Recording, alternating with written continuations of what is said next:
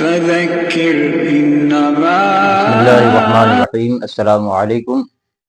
حضرت ابن عباس رضی اللہ تعالیٰ عنہ سے روایت ہے کہ لعنت کی گئی ہے اس پر جو عورت مصنوعی بال لگائے یا لگوائے، اور لعنت کی گئی ہے اس پر جو عورت گودنا گودے یا گودنا گدوائے، جو عورت لعنت کی گئی ہے اس پر جو عورت چہرے کے بال اکھیڑے، جو عورت چہرے کے بال اکھیڑے یا اکھڑوائے، جو عورت اپنے گھر میں اپنے شوہر کے لیے بن سور کر نہیں رہتی ہے، مغرب کی اذان کے بعد اچھا کپڑا نہیں پہنتی ہے، زیب و زینت اختیار نہیں کرتی ہے، میک اپ اچھا نہیں کرتی ہے، اپنے جسم پر خوشبو نہیں لگاتی ہے، اچھے کپڑے نہیں پہنتی ہے، اپنے شوہر کے لیے بن سور کر تیار نہیں ہوتی ہے، اگر ایسا نہیں کرتی ہے تو اس عورت کو یہ کہنے کا اور اس شکایت کا کوئی ادھیکار نہیں ہے،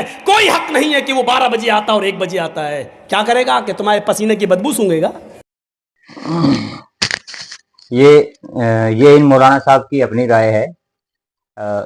یہ ایسا حدیث میں کسی حدیث میں اس بات کا کوئی ذکر نہیں ہے، جیسا کہ انہوں نے فرمایا ہے کہ عورت جو ہے مغرب کے بعد میک اپ وغیرہ کر کے سج دج کر کے رہے اپنے شوہر کے لیے۔ اس میں کوئی حرج نہیں ہے کہ عورت کو یہ جو ہے اپنے شوہر کے لیے تیار ہو، سجے دھجے اس کے لیے، لیکن اسلام میں جو ہے اطاعت، محبت، پاک رہنا، پاک دامنی، ان چیزوں کا حدیث میں ذکر آیا ہے، اس کے لیے فرمایا گیا ہے۔ ورنہ ایسے جو ہے لیکن اگر کوئی کسی کا آپس میں کمپرومائز ہے، کوئی اس طرح سے بھی کرنا چاہتی ہے تو اس میں حرج کچھ نہیں ہے، جیسا کہ انہوں نے مولانا صاحب نے فرمایا۔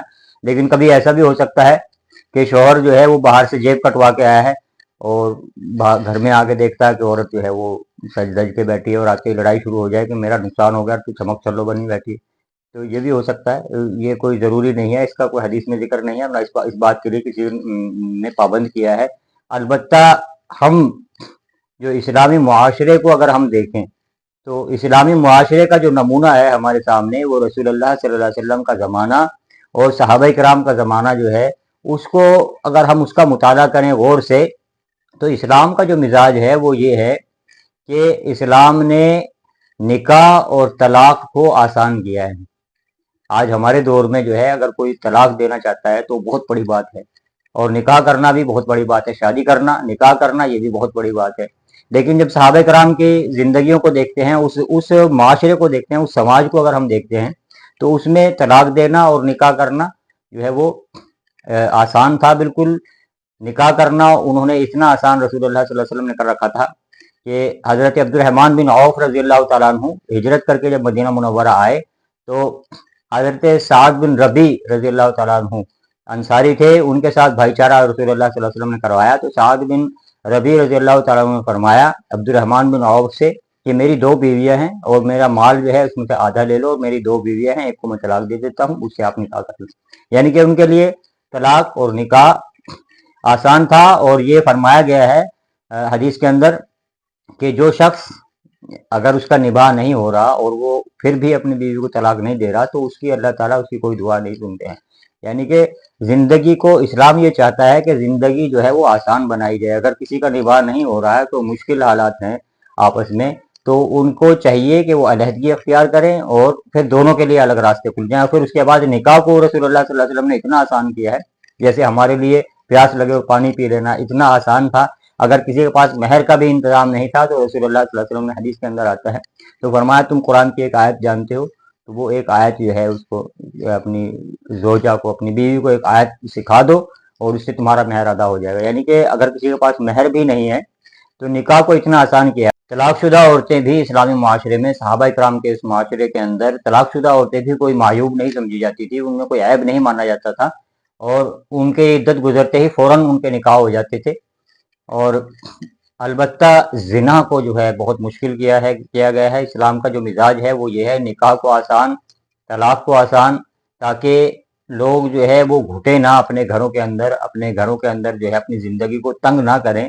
اگر گزارا نہیں ہے تو اسلام نے جو ہے وہ طلاق کا راستہ چھوڑا ہے، عورت بھی خلا لے سکتی ہے، لیکن جو ہے وہ زنا کو اسلام نے مشکل کیا ہے۔ رسول اللہ صلی اللہ علیہ وسلم نے حدیث کے اندر فرمایا کہ نکاح کو آسان بناؤ اور زنا کو مشکل کرو. اور زنا کے لیے جو شادی شدہ، جیسا کہ اس بیان کے اندر مولانا صاحب نے فرمایا ہے کہ شوہر جو ہے وہ کسی اور نامحرم عورت کے پاس یا کسی اپنے دفتر میں کسی عورت کے پاس وقت گزار کے آئے گا.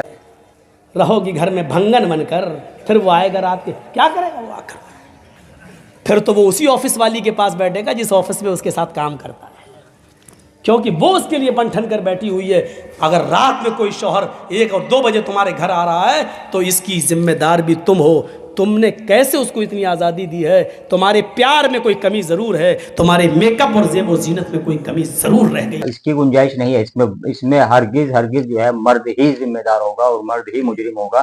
اور اس کی اگر شادی شدہ مرد اگر زنا کا مرتکب ہوتا ہے، شادی شدہ مرد اگر زنا کا مرتکب ہوتا ہے، اس پر زنا کا ارتکاب پایا جاتا ہے، 2 گواہ مل جاتے ہیں، تو اسلام نے سنگسار کی سزا رکھی ہے، حد لگائی ہے اس کے اوپر. اور سنگسار کی سزا جو ہے وہ سزائے موت ہے.